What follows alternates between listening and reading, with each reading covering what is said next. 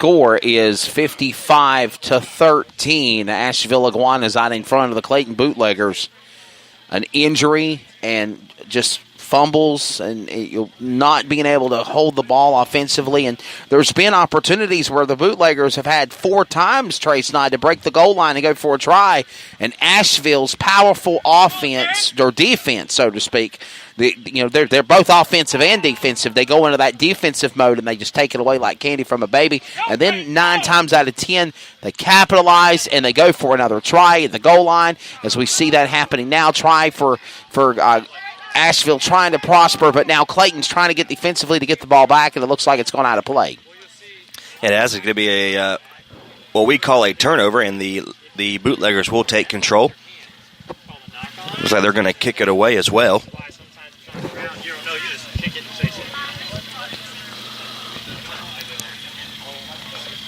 So again, this game continues on here. And it's going to go back into play for Asheville. He missed it trying to catch it, and it's going to give Asheville the ball back again. And again, they got to move it from the back to the move to the front, Trey. They can't do forward momentum. Any forward momentum, and you get a penalty. Exactly right, and that means it's going to be the Bootleggers' ball here. Low and tight, Asheville. Low and tight. Low and tight, Asheville. And again, Asheville, just a powerful offense, and they go quickly into defensive mode when they need to, Trace Knight. I mean, it's just no question that every time Clayton gets an opportunity to get to the goal line, to go for them tries, to get those points, go for the conversions, they just cannot reach the finish line, so to speak, and then Asheville takes it from them and pounds it down their throat. You're exactly right. Again, we're going to get back into a scrum. The Bootleggers look to take control right here on their side of the field.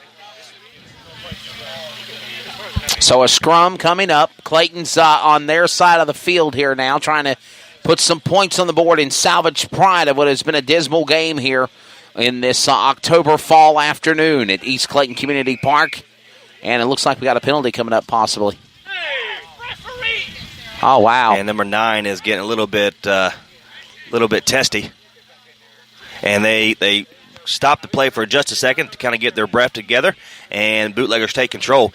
They push it out from the pile, and we're trying to see who the number is to apologize. You can say, Trey, that they've become hostile. Yep. Hostility has definitely became aggressive here on the field for both teams, especially on Clayton's side, being down as many points as they are, the injuries they've sustained. But, again... But look where we are. We're back on the just a few meters away from the goal line again. And it's a try trying to be made by the Clayton Bootleggers. But again, we're going to see if for the 5th time or more, if Clayton's going to give it up again and give it back to Asheville. Asheville has been very good stopping Clayton at the goal line, preventing tries, and we have another scrum coming up. 10-15, hands it off to 22 for Clayton of Eric Branoff. And that was, again, Beauregard to Russell to Branoff. And now we have another stoppage play. They're going to get back into their scrum position, and we'll have another maul, so to speak. And here we go again, and there it goes. Hands it right back. And, wow, I guess the referee blew the whistle and is giving the ball back to Clayton. I don't know what that's all about, Trey. I thought Asheville was about to run away with it. I did too. About to have a AKA rugby interception, so to speak. We are going to be lined up in a scrum, so the Bootleggers will have the ball. Once again, they are on their side of the field. Your score 66 for the Iguanas, 13 for the Bootleggers. Yeah, the damage is done, 66-13. And yeah, one time, Trey, Clayton was hanging with Asheville. I mean, it was a very close game. It was only 5-5 at one point. Took them a little while to get some points on the board in the first half, but when Asheville finally done that, it's like they opened up the floodgates, parted the waters, the seas, whatever you want to call it, and from there on, it's been Asheville pounding the rock into the try and the goal line and scoring more and more tries and points. And here comes another kick to try to get away from Clayton, but the Bootleggers will prosper and get it back one more time. Number 7 will hand it off to number 15, Brandon Morgan. Back off to Nicholas Russell, and here we go again with Asheville and Clayton trying to play offensive defense with each other, and Clayton trying to get something started as number 2, Jonathan Sanier for the Bootleggers, fighting to go up the field. It's unbelievable. Again, the Bootleggers are moving the ball down the field more effectively with Lates in here in the second 40-minute mark. Number 16 moves it all the way down to the inside. That's a try. They are in. A try made by Leslie Shelton for the Clayton Bootleggers, number 16. And Clayton going back on the board as it's now going to be 66-18. Again, finally, Clayton pounding one into the goal line and going for another 5 points, and now they're going to go for a Caterpillar 2-point conversion. 2-point conversions presented by Caterpillar Equipment of Clayton. Located on Highway 42, not even a half mile down the road, Caterpillar headquarters are.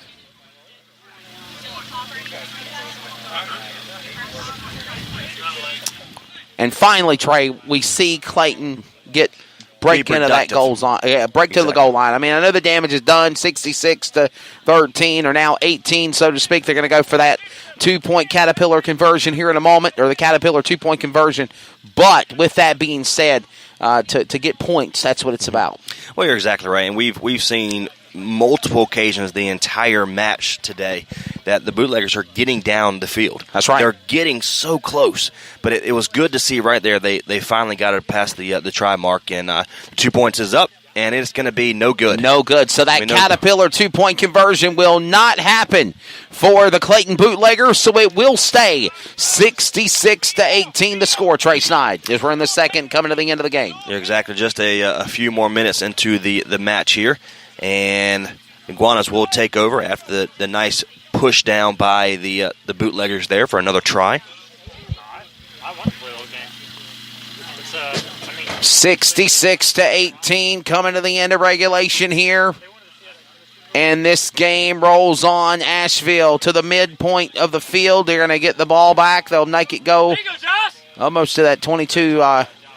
Okay.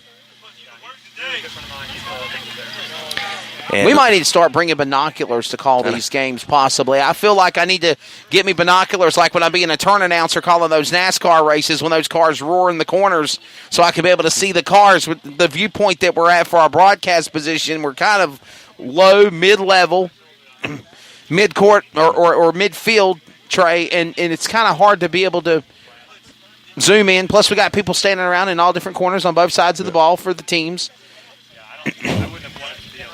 And we're going to have a line out. Got a guy with a flag in front of us, but, I mean, he's got to do his job, so we... And now he literally moves out of the way. You're all good, brother. You're all good. We weren't degrading you in any way. So a line out here going on, and here comes Clayton trying to get back upfield, but here comes the Asheville Iguanas trying to stop him defensively. Asheville picks it up and gets another interception, if you want to call it that. Motion out to the left, to the right-hand side. They pitch it backwards. Get it up to this. Number 13 already has 3 tries on the day this evening. 14 and 13 coming hard. 16 playing defense for Clayton. That's Leslie Shelton. 14 and 13 for the Iguanas. David McAllister and Peyton Marshall. And another try. Another try for the Asheville Iguanas. They keep pounding the rock and racking up the points, and now they break into the 70-point mark. 70-plus points to 18 over the Clayton Bootleggers, and it's starting to rain again, Trey. It's starting to sprinkle and pick up with rain outside. And we got a player down. Another player down for Clayton. And we're going to wait to see this trainer here has been very She has been running around all over the place. Thank you to orthonc.org for being our official trainer for both, not only the Clayton Bootleggers, but also the Asheville Iguanas.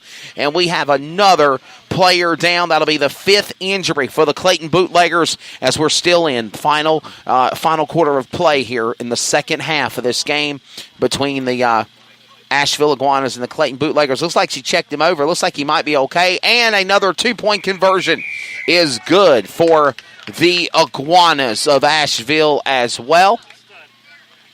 And I believe that's the game. That's a ball game here in Clayton, North Carolina. That is the game. Yes, sir. The final score here in Clayton, North Carolina, 73 for Asheville Iguanas, 18 for the Clayton Bootleggers. 73-18, Asheville, the defending Division III rugby champions, come in, pound the rock hard to these the players here of the Bootleggers of Clayton. Asheville Iguanas doing a phenomenal job, and as a show of sportsmanship, Trey Snide, they will now shake hands and hug and greet all the players. Hurrah, hurrah, hurrah is what will be said to the referee of Mike Grudenwald in a spectacular job of officiating, of course, being solo. And some of them might go get a brewski. Some people might go and mend the wounds, get a shower indeed, and come back and play for another game. We're going to try. Trey, you going to try to catch a word with the coaches? Try, yep. Trey's going to go. Trey's going to try to go grab a word with the coaches here in just a moment. We'll talk to the winning coach for Asheville here in just a second, and then of course, whenever you cut on, I'll have you. Whenever Trey catches up with the winning coach for Asheville, and of course also the coach for Clayton Bootleggers will get their thoughts here in just a moment, and I want to get their thoughts of the game. A very, very interesting game for today.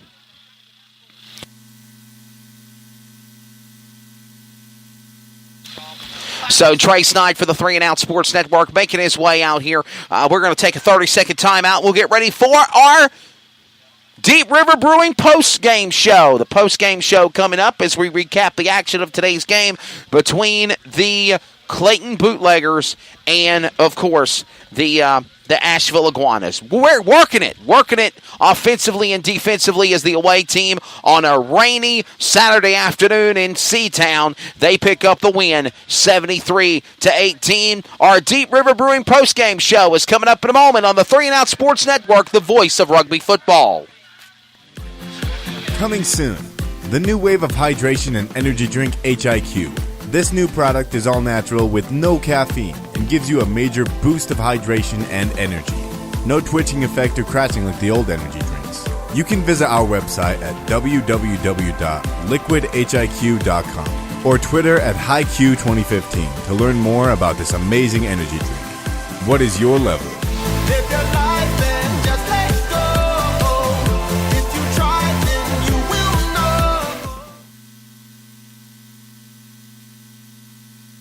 It's now time for live coverage of the Clayton Rugby Football League right here on the 3 and Out Sports Network. So we're back here at East Clayton Community Park. The game is officially in the books for the Clayton Bootleggers as we welcome you back to our Deep River Brewing post-game show. Of course, Trey Snide, Wesley Outland here with you of the 3 and Out Sports Network. Trey Snide is about to get an interview with both coaches on their thoughts of the game here for the Asheville. Of course, the Asheville Iguanas are the defending Division III champions, and we're going to ready to go down on the field here in just a moment, and we are going to actually catch up with Mr.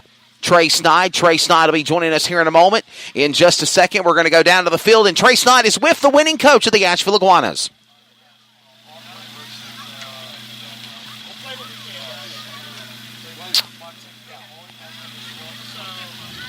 And we're going to wait here in a few moments. We're going to wait here in a few moments and try to get another interview with Trey as we're still getting him in the place. And down here, we're not even thinking about moving the ball. We came down here to just try and get yardage, try and take it one step at a time, scrums, lineouts, and try and score a few points every now and again. They're a good rugby team. We were just better on the day, but we've been working hard since July. We're ready for this season. Well, the reigning Division III champions, congratulations. I know you have a bye next week. Enjoy the trip home, and congratulations again, Coach. Thank you, sir. Thank you, sir. So that's the thoughts of Trey Snide with the winning coach of the Asheville Iguanas. In just a moment, we're going to talk to the coach of the Clayton Bootleggers and get their thoughts on the game here. As Trey Snide again wrapping things up with the winning coach for the Asheville Iguanas with their big win here. And Trey will get a word with our coach for the Clayton Bootleggers in just a second. As again we got the thoughts of the winning coach for Asheville. Now we'll get the thoughts of the man on the losing side of things for the Clayton Bootleggers on this game, and then we'll wrap things up here in just a moment.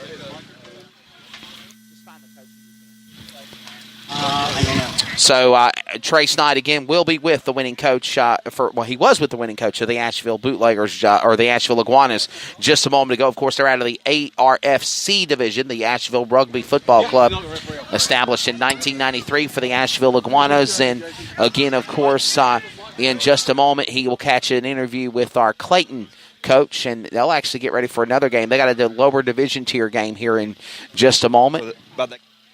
But right now, we're going to go back onto the field, and Trace Knight has caught up with the Clayton Bootleggers.